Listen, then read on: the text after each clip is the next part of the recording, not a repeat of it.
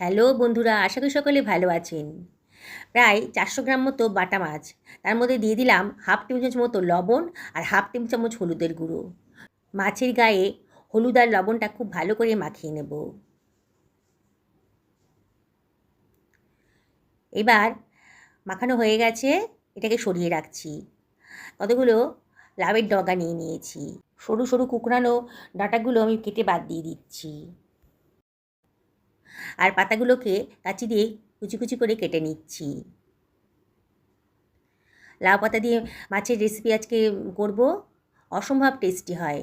হালকা পাতলা হলে কি হবে, এই এত টেস্টি হয় যে এটা দিয়ে কিন্তু এক থালা গরম ভাত খাওয়া হয়ে যাবে। ডাঁটাগুলোকেও আঁশ ছাড়িয়ে নিচ্ছি, এইভাবে লাউ ডাঁটাটাকে এভাবে কেটে নিচ্ছি।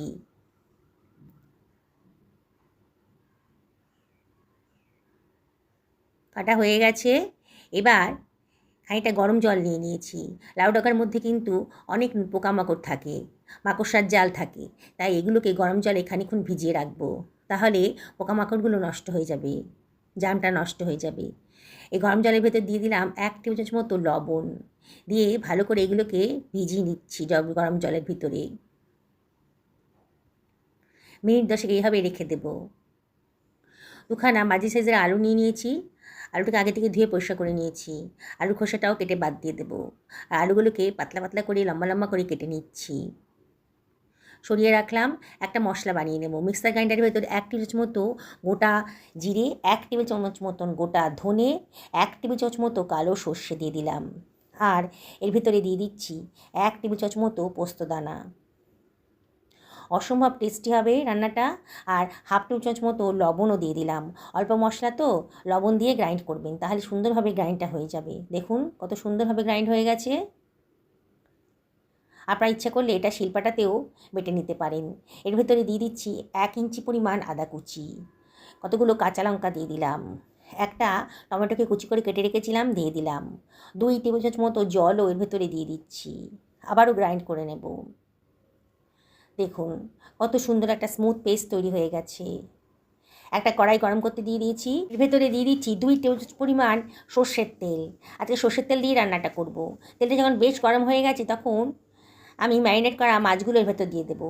একসাথে সবগুলো মাছ ভাজতে পারবো না, বেচে বেচে ভাজতে হবে। কিছুটা পরিমাণ মাছ দিয়ে দেবো।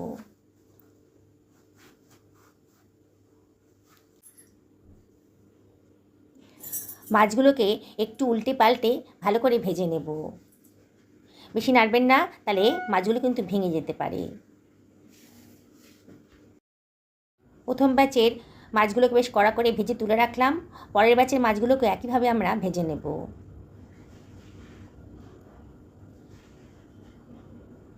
এগুলোকেও ভাজা হয়ে গেছে যখন, তুলে অন্য একটা পাত্রের ভেতর রেখে দিলাম।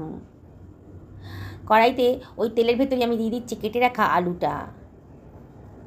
আলুটা দিয়ে একটু ভাজা ভাজা মতো করে নেব।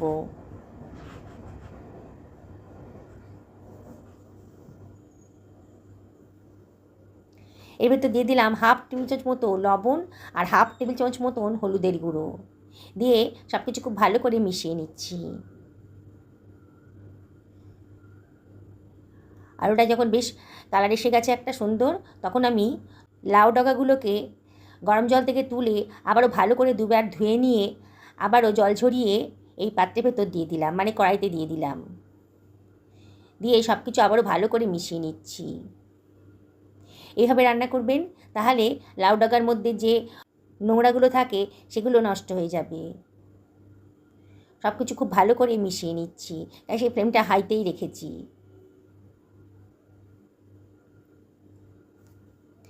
লাউ ডাগার গা দিয়ে কিন্তু অনেক জল বেরোতে শুরু করেছে। একটু নাড়াচাড়া করে দিতে হবে। দিয়ে এবারে আমি এর ভেতরে দিয়ে দিচ্ছি গরম জল। 1 বাটি পরিমাণ গরম জল ওর ভেতরে দিয়ে দিলাম। দিয়ে আবারও সব কিছু খুব ভালো করে মিশিয়ে নেব।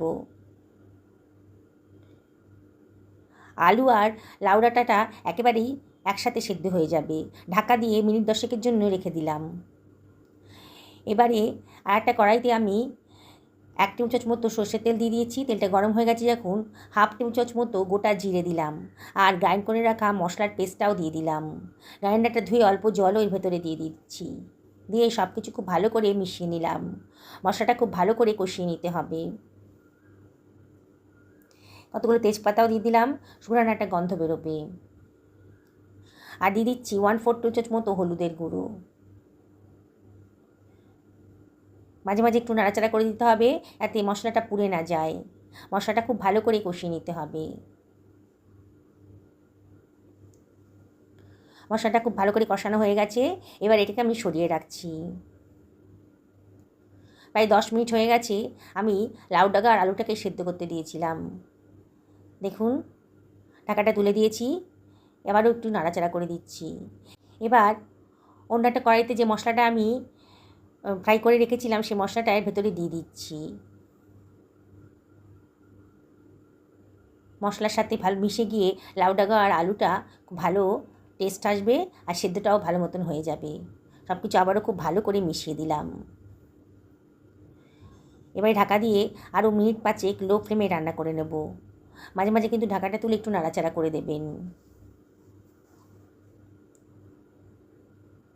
দেখুন, সুন্দর একটা গন্ধও বেরোচ্ছে। খুবই স্বাদের রেসিপি, একটু চেক করে দেখে নিতে হবে। দেখুন, আলুটা কিন্তু একেবারে নরম হয়ে গেছে, কিন্তু গলে যায়নি। এবারে এর ভেতরে আমি দিয়ে দিচ্ছি সামান্য একটুখানি লবণ। এই 1/2 টেবিল চামচ মতো লবণ দিলাম। মুখে দিয়ে দেখছিলাম লবণটা একটু কম লাগছিল, তাহলে লবণটা দিলাম। কতগুলো কাঁচা পাকা লঙ্কাও দিয়ে দিলাম। এবার ভেজে রাখা মাছগুলো আমি এর ভেতরে দিয়ে দিচ্ছি। দিয়ে সব কিছু খুব ভালো করে মিশিয়ে নিচ্ছি।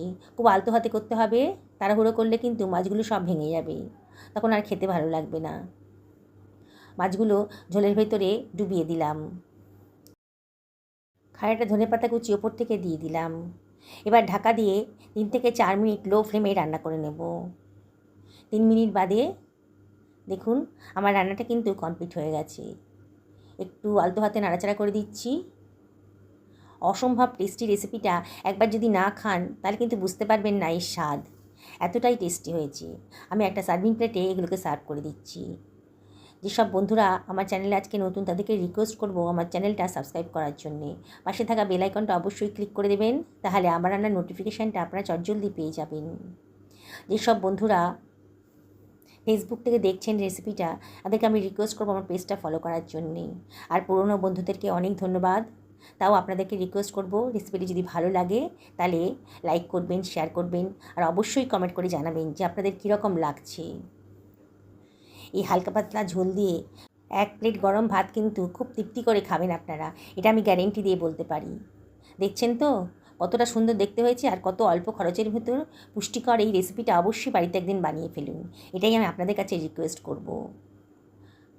দেখুন কতটা সুন্দর দেখতে লাগছে।